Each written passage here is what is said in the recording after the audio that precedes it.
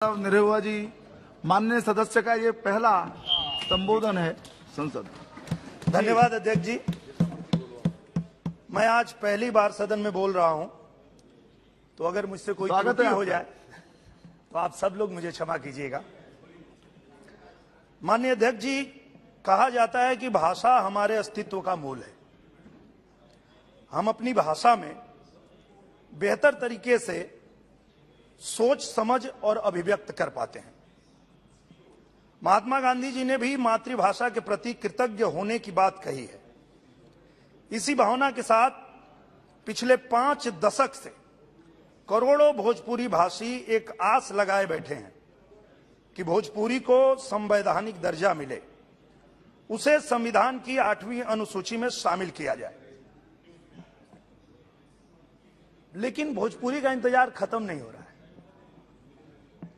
कभी तो भाषा के भेद का पाठ पढ़ाकर, तो कभी नियमों की अस्पष्टता का हवाला देकर भोजपुरी भाषियों की मांग पूरी नहीं होने दी गई। अध्यक्ष जी, भारत से अलग मॉरिशस की पहल पर यूनेस्को ने भोजपुरी संस्कृति के गीत गौनई को सांस्कृतिक विरासत का दर्जा दिया, लेकिन पहले के केंद्र की सरकारों ने कभी कोई ठोस प्रयास नहीं किया। मोदी जी की सरकार ने सकारात्मक पहल करते हुए केंद्रीय संस्कृति मंत्रालय ने भोजपुरी फिल्म समारोह का आयोजन किया, जिसके लिए मोदी सरकार जी का करोड़ों भोजपुरी भाषी हृदय से धन्यवाद करते हैं। सभी जानते हैं कि भोजपुरी भाषा की यह लड़ाई 1967 से जारी है। 1960 में पहली बार इसके लिए बिल लाया गया। तब से अब तक संसद में इसे लेकर 18 प्राइवेट मेंबर बिल भी आ चुके हैं। कई आंदोलन भी हुए।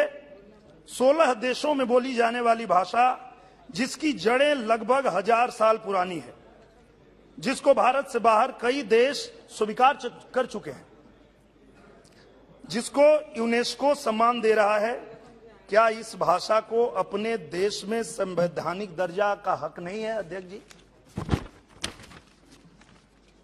हमें उम्मीद जगी थी 2012 में एक प्रस्ताव पर भाषण देते हुए गृह मंत्री श्री पी चिदंबरम जी ने भोजपुरी में कहा था, हम रउआ सबके भावना के समझता नहीं।